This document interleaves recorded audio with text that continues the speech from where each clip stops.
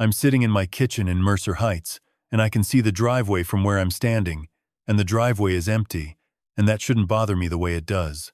3 cars packed with luggage. My daughter Sarah just shut the car door in my face, and I'm still hearing it, that click of the lock like it's saying something.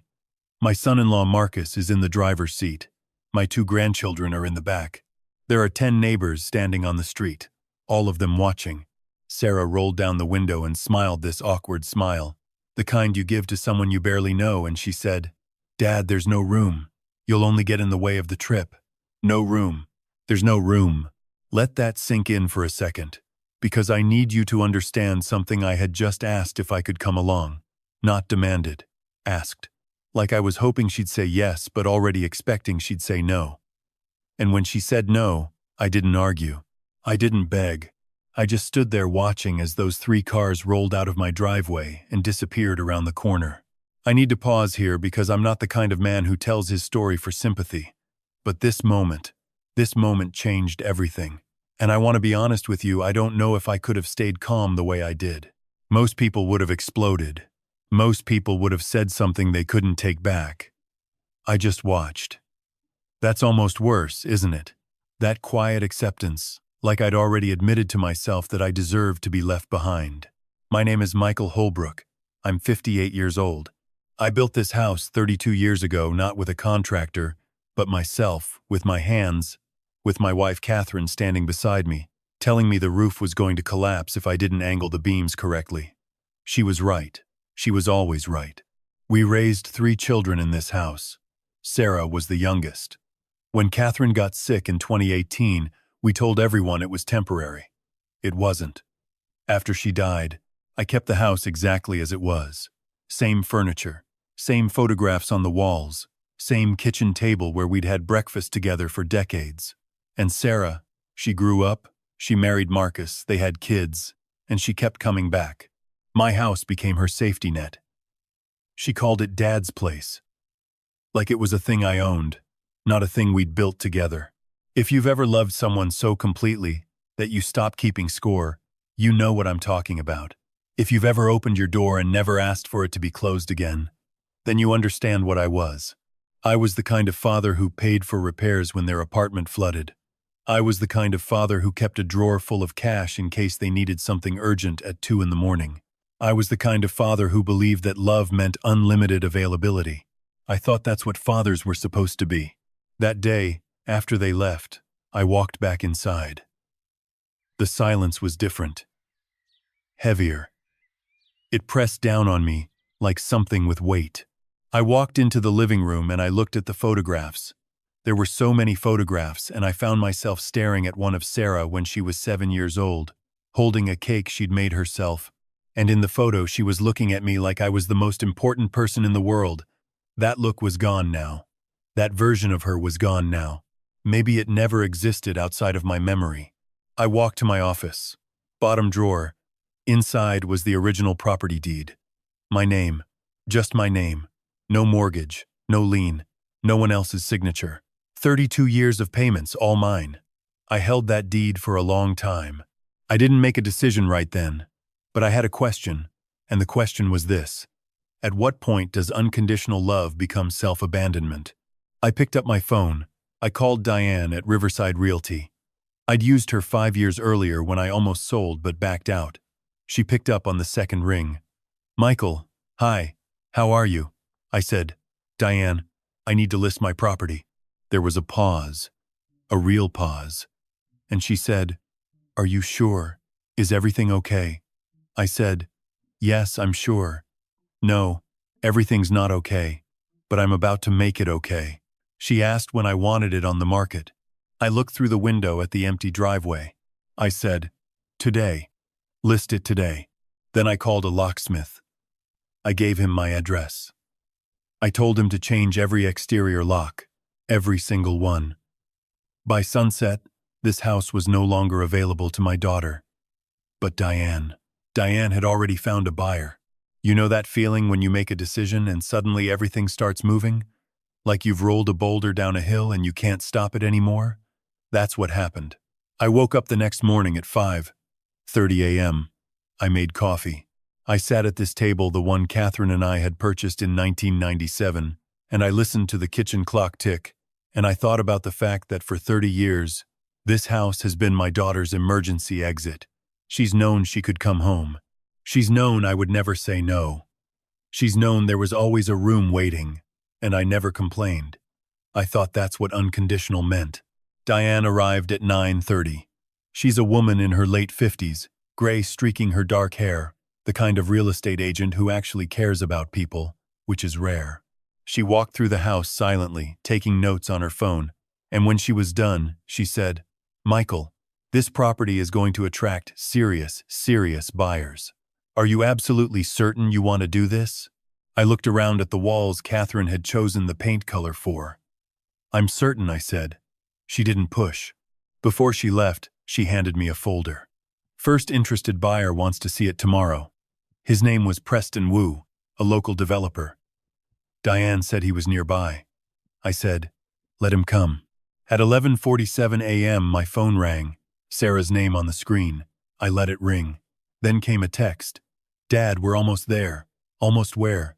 Another text arrived. "The kids are exhausted. Can you open the gate?" I looked through the window at the empty driveway. They were coming back. They'd planned to return early. They expected the house to be sitting here, waiting, like it always did. They expected me to be waiting. I didn't respond. I just sat there in Catherine's kitchen, and I watched the driveway, and 20 minutes later, 3 cars appeared at the end of the street. Sarah got out first. She walked toward the gate. Then she stopped. A large red "for sale" sign was standing in my front yard. Her face went completely white. She called me immediately. I answered on the second ring. "Dad, what's that sign?" "The house is for sale," I said. "What?" "You heard me. But where are we supposed to go?" That was the question, wasn't it? Where were they supposed to go? She stared at the house, and her voice changed, became smaller. "You're not seriously selling it." I was looking at the clock. It was 12:15 p.m. "Your timing is interesting," I said. Then another car appeared, Preston Wu's black SUV, and my daughter was standing right beside the gate. He stepped out, late 50s, gray jacket, leather folder, expensive watch. He looked like a man who took what he wanted. Sarah immediately walked toward him. "Excuse me, who are you?" He smiled. "I'm here to see the property." She glanced at the sign, then back at him. "This is my father's house." He nodded politely. "Then, you're Mr. Holbrook's daughter?" "Yes. Nice to meet you." She looked confused. "He's not selling this. You must be mistaken." Preston turned toward me. I was standing at the front window. I opened the door. I walked out to the gate. I was moving slowly because I wanted Sarah to feel time stretching. I wanted her to realize what was happening before it was completely real. "He is," I said. "I'm selling." Sarah turned to face me, and the shock on her face, I won't forget it. That moment is burned into my memory. She opened her mouth.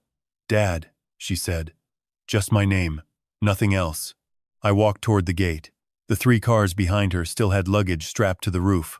Her children were still sitting inside, probably wondering why we'd stopped. "You came back early because you needed the house," I said. "Of course you did."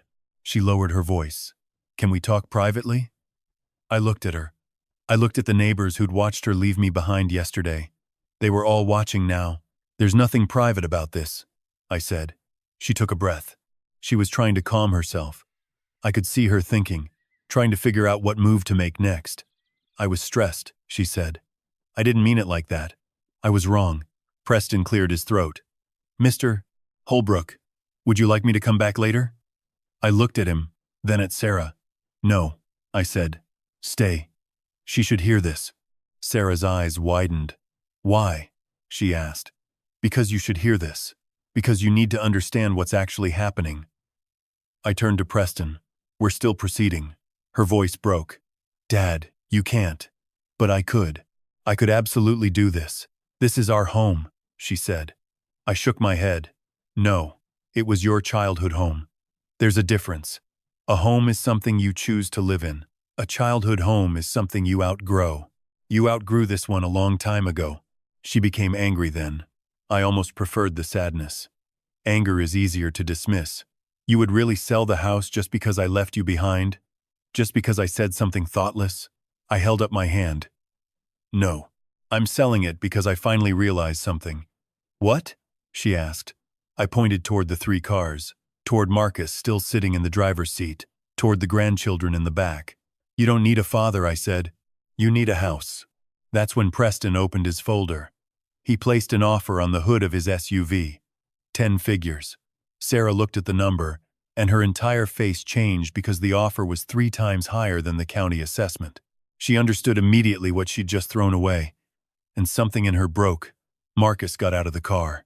He'd been silent the entire time, and that silence, I want you to understand something about silence. Silence is sometimes an admission of guilt. He looked at me. Dad, we didn't realize you were serious. I looked at him.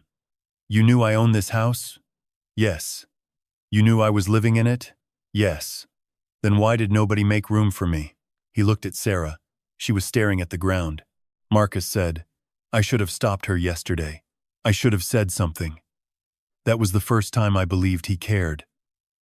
And I nodded. I acknowledged it. The buyer stepped back quietly. Sarah moved closer to me.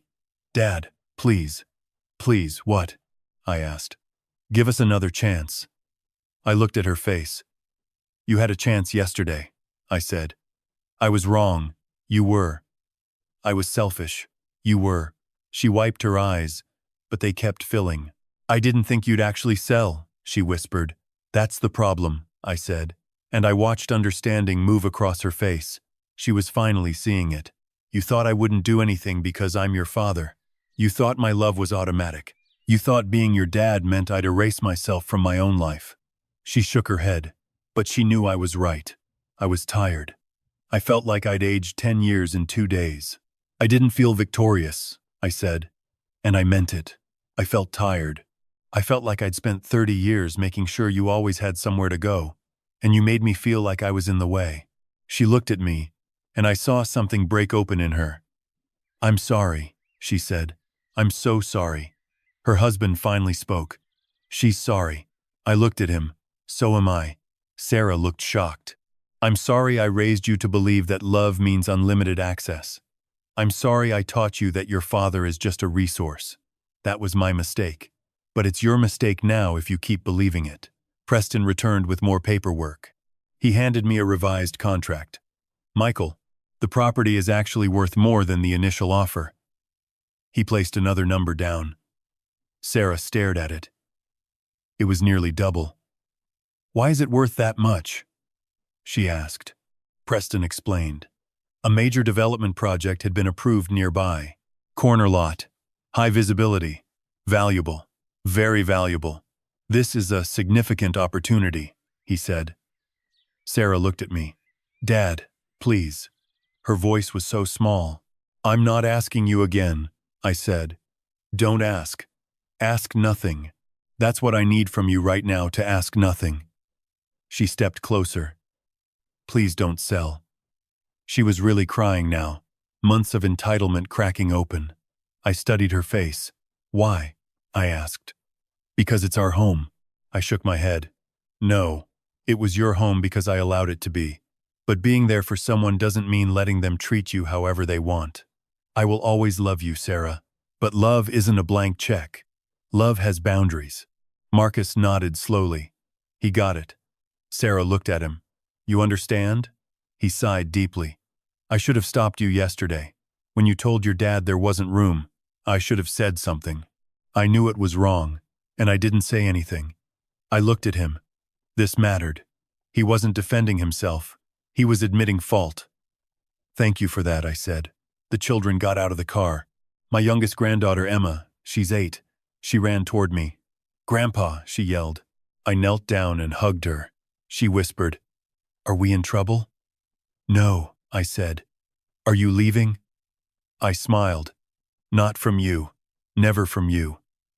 Sarah watched us. Then she started crying again. I stood up.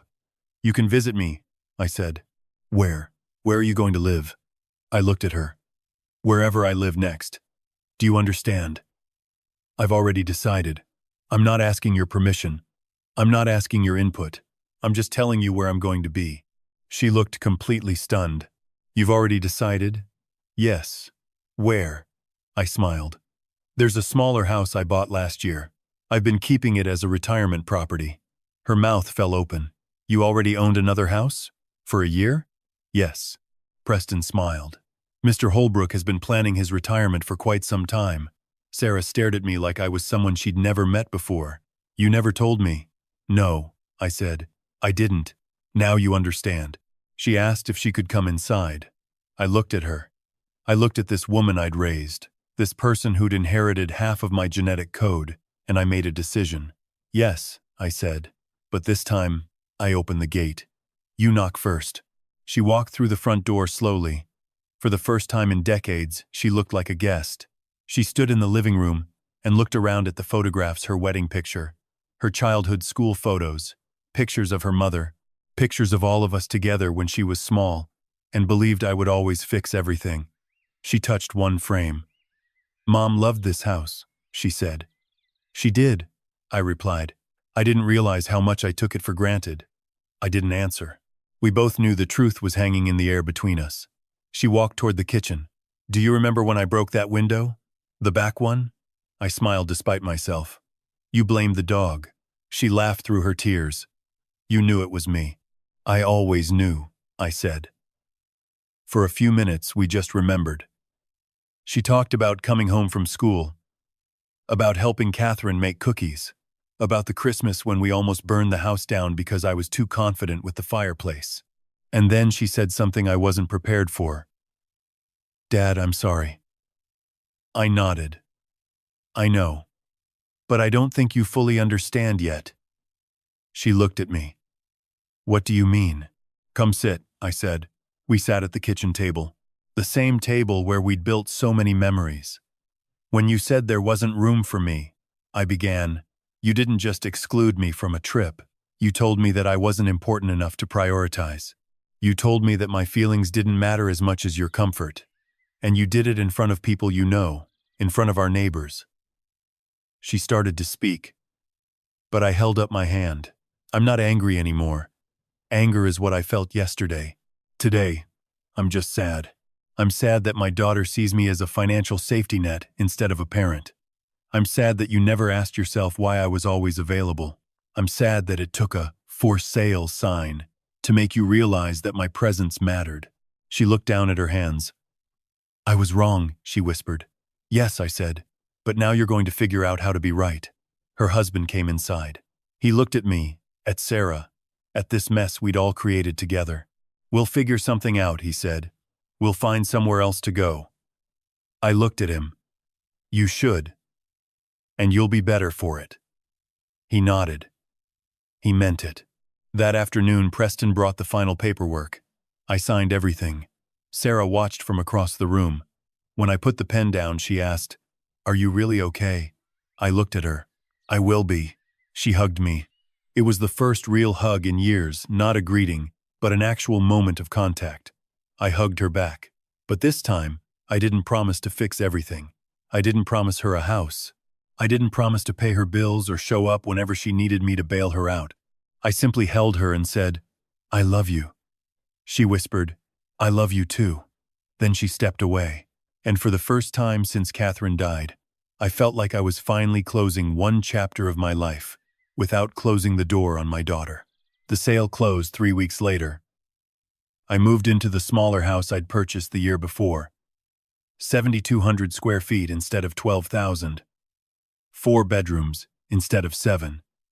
No pool, no guest house, no space for people to assume they could stay forever.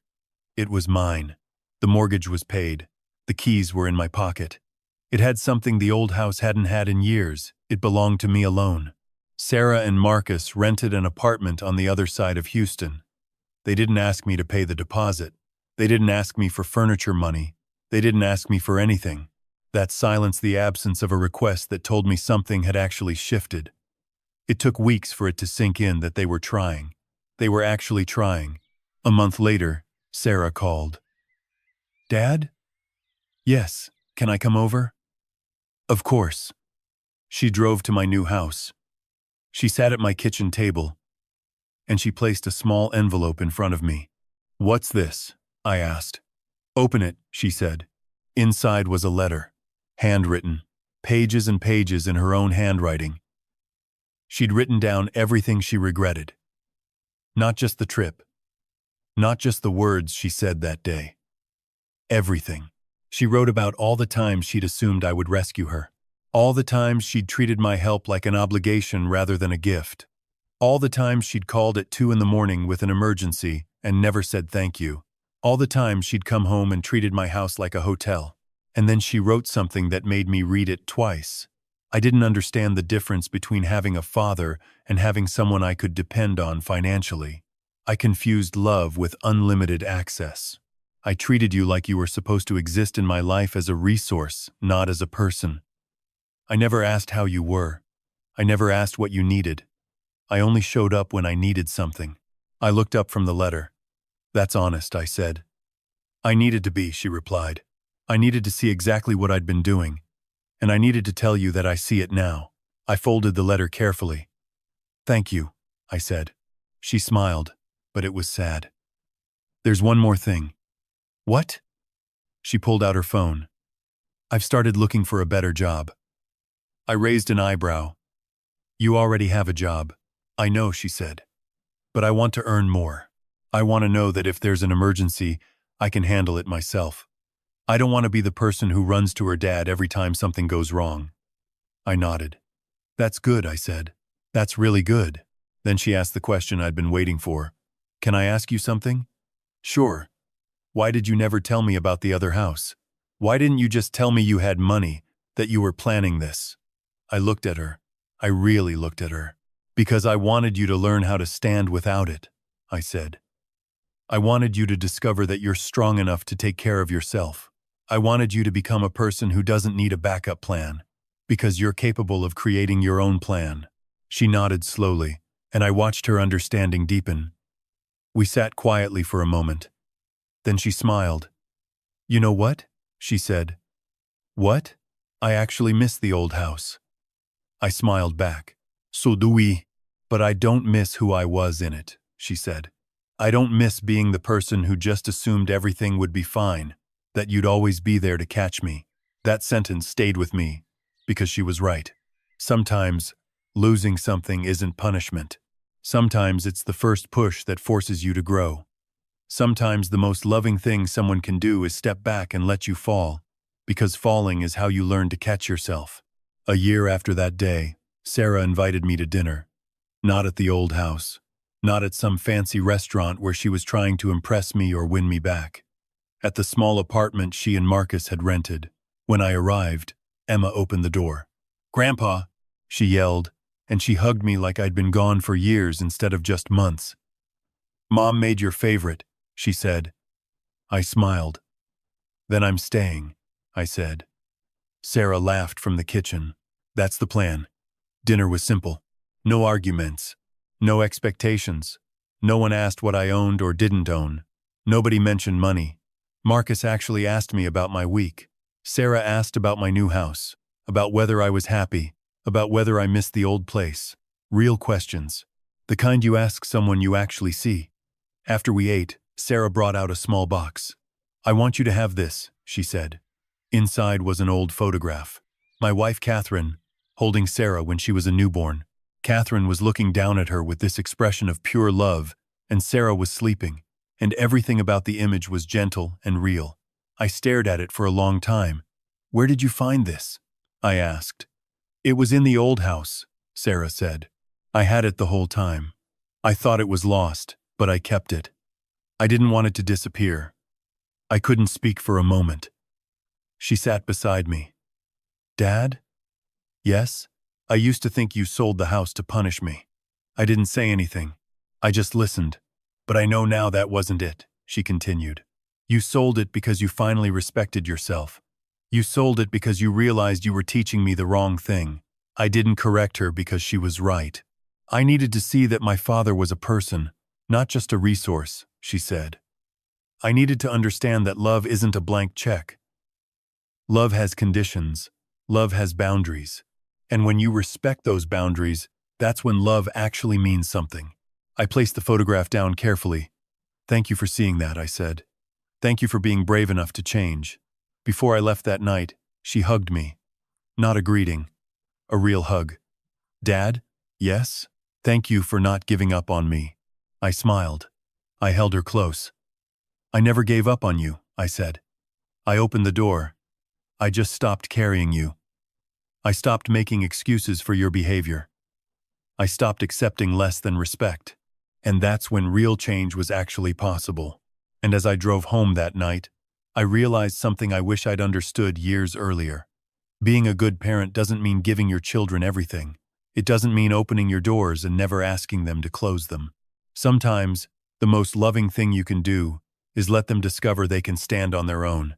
Sometimes the most generous gift is teaching them that they don't need you, not because you don't love them, but because you love them enough to want them to be whole. Here's what I want you to understand. If you've ever felt like you were in the way, like your presence was an inconvenience to someone you love, you know that pain. And I want you to know that pain doesn't have to be permanent. If you're the kind of person who opens your doors too wide, who gives too much, who accepts too little respect, I want you to know that respecting yourself isn't selfish. It's survival. Today, I want you to ask yourself, are you teaching people how to treat you? Or are you just accepting whatever treatment they offer? What boundary do you need to set that you've been too afraid to set?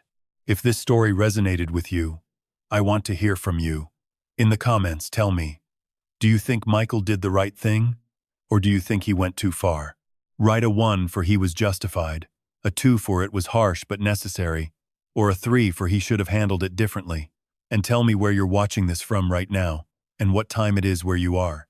I want to know if this story found you at exactly the right moment. Have you ever had to set a hard boundary with someone you love? Have you ever realized that someone was taking you for granted? I'm reading every comment, and I want to hear your story too. If you found yourself in Michael's shoes, or in Sarah's, please share your experience. And if this story meant something to you, if it made you think about your own relationships, if it made you uncomfortable in the way that growth is uncomfortable, please subscribe. Because every single week, I share stories about people who had to choose between comfort and self-respect. Subscribe to this channel because your story matters, and the stories of people like Michael matter, and sometimes we all need to be reminded that loving someone doesn't mean erasing ourselves. This is a fictional story inspired by real emotional experiences, fully rewritten and reimagined in Houston, Texas to create original content. Any resemblance to real people or events is coincidental.